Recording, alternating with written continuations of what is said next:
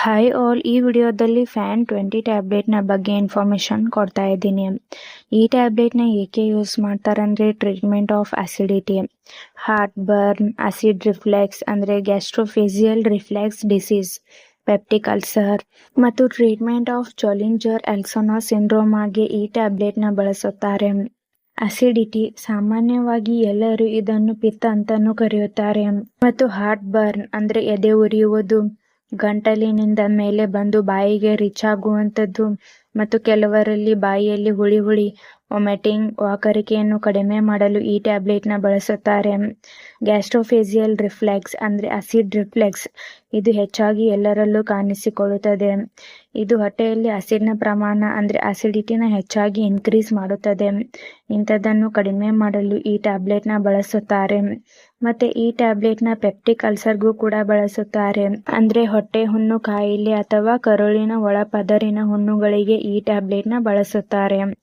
ಈ ಟ್ಯಾಬ್ಲೆಟ್ನ ಹೇಗೆ ಯೂಸ್ ಮಾಡ್ಬೇಕಂದ್ರೆ ನಿಮ್ಮ ವಯಸ್ಸಿಗೆ ಅನುಗುಣವಾಗಿ ಡೋಸ್ ಮತ್ತು ಡ್ಯೂರೇಷನ್ನ ನಿಮಗೆ ನಿಮ್ಮ ಡಾಕ್ಟರ್ಸ್ ಅಡ್ವೈಸ್ ಮಾಡುತ್ತಾರೆ. ನಿಮಗೆ ನಿಮ್ಮ ಡಾಕ್ಟರ್ಸ್ ಹೇಗೆ ಅಡ್ವೈಸ್ ಮಾಡಿರುತ್ತಾರೋ ಹಾಗೆ ಈ ಟ್ಯಾಬ್ಲೆಟ್ನ ಯೂಸ್ ಮಾಡಿ. ಅಥವಾ ಡೈಲಿ 1 ಟ್ಯಾಬ್ಲೆಟ್ ಊಟದ ಮೊದಲು ತೆಗೆದುಕೊಳ್ಳಿ. ಅಂದ್ರೆ ಖಾಲಿ ಹೊಟ್ಟೆಯಲ್ಲಿ ಮಾರ್ನಿಂಗ್ ಟೈಮ್ ಈ ಟ್ಯಾಬ್ಲೆಟ್ನ ತೆಗೆದುಕೊಳ್ಳಿ. ಇಲ್ಲಾಂದ್ರೆ ಡಾಕ್ಟರ್ಸ್ ಹೇಗೆ ಅಡ್ವೈಸ್ ಮಾಡಿರುತ್ತಾರೋ ಹಾಗೆ ಈ ಟ್ಯಾಬ್ಲೆಟ್ನ ಯೂಸ್ ಮಾಡಿ. ಈ ಟ್ಯಾಬ್ಲೆಟ್ ಹೇಗೆ ವರ್ಕ್ ಮಾಡುತ್ತೆ ಅಂದ್ರೆ ಇದರಲ್ಲಿ ಪ್ಯಾಂಟೋಪ್ರೋಸೋಲ್ ಎಂಬ ಪ್ರೋಟಾನ್ ಪಂಪ್ ಇನ್ಹಿಬಿಟರ್ ಮೆಡಿಸಿನ್ ಇದೆ. ಇದು ನಿಮ್ಮ ಹೊಟ್ಟೆಯಲ್ಲಿ ಉತ್ಪತ್ತಿಯಾಗುವಂತ ಆಸಿಡ್ ಅಂದ್ರೆ ಆಮ್ಲದ ಪ್ರಮಾಣವನ್ನು ಕಡಿಮೆ ಮಾಡುವ ಮೂಲಕ ಕಾರ್ಯನಿರ್ವಹಿಸುತ್ತದೆ. ಈ ಟ್ಯಾಬ್ಲೆಟ್ನ ಸೈಡ್ ಎಫೆಕ್ಟ್ಸ್: ವಾಂತಿ, ವಾಕರಿಕೆ, ತಲೆನೋವು, ಅತಿಸಾರ, ತಲೆ ತಿರುಗುವಿಕೆ, ಹೊಟ್ಟೆ ನೋವು ಹೀಗೆ ಮೈನರ್ ಸೈಡ್ ಎಫೆಕ್ಟ್ಸ್ ಆಗುತ್ತದೆ. ಈ ಟ್ಯಾಬ್ಲೆಟ್ ನಿಮ್ಮ ಬಾಡಿಗೆ ಅಡ್ಜಸ್ಟ್ ಆದ ಮೇಲೆ ಈ ಸೈಡ್ ಎಫೆಕ್ಟ್ಸ್ ಎಲ್ಲ ಡಿಸಪಿಯರ್ ಆಗುತ್ತದೆ. ಒಂದು ವೇಳೆ ಹೀಗೆ ಲಾಂಗ್ ಟರ್ಮ್ ಆಗಿ ಕಾಣಿಸ್ಕೊಳ್ತಾ ಇದ್ರೆ ಕೂಡಲೇ ಡಾಕ್ಟರ್ಸ್ನ ಕನ್ಸಲ್ಟ್ ಮಾಡಿ. ಈ ಟ್ಯಾಬ್ಲೆಟ್ನ ಸೇಫ್ಟಿ ಅಡ್ವೈಸ್: ಇದರಲ್ಲಿರುವಂತ ಮೆಡಿಸಿನ್ಸ್ ದಿಂದ ನಿಮಗೆ ಅಲರ್ಜಿ ರಿಯಾಕ್ಷನ್ಸ್ ಆಗ್ತಾ ಇದ್ರೆ ಈ ಟ್ಯಾಬ್ಲೆಟ್ನ ಬಳಸಬಾರದು. ಈ ಟ್ಯಾಬ್ಲೆಟ್ನ ತೆಗೆದುಕೊಳ್ಳುವಂತವರು ಆಲ್ಕೋಹಾಲ್ ಸ್ಮೋಕಿಂಗ್ ನ ಅವಾಯ್ಡ್ ಮಾಡಿ.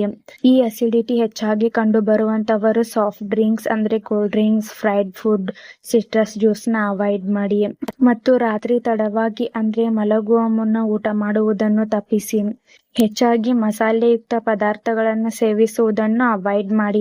ಮತ್ತು ಈ ಟ್ಯಾಬ್ಲೆಟ್ನ ಡಾಕ್ಟರ್ಸ್ ಅಡ್ವೈಸ್ ಮಾಡದೇನೆ ನೀವೇ ಲಾಂಗ್ ಟರ್ಮ್ ಆಗಿ ಬಳಸಬಾರದು. ಇದರಿಂದ ಮ್ಯಾಗ್ನೀಷಿಯಂ ಡೆಫಿಷಿಯನ್ಸಿ ಮತ್ತು ಮೂಳೆ ದುರ್ಬಲ ಆಗುವಂತ ಚಾನ್ಸಸ್ ಕೂಡ ಇರುತ್ತದೆ.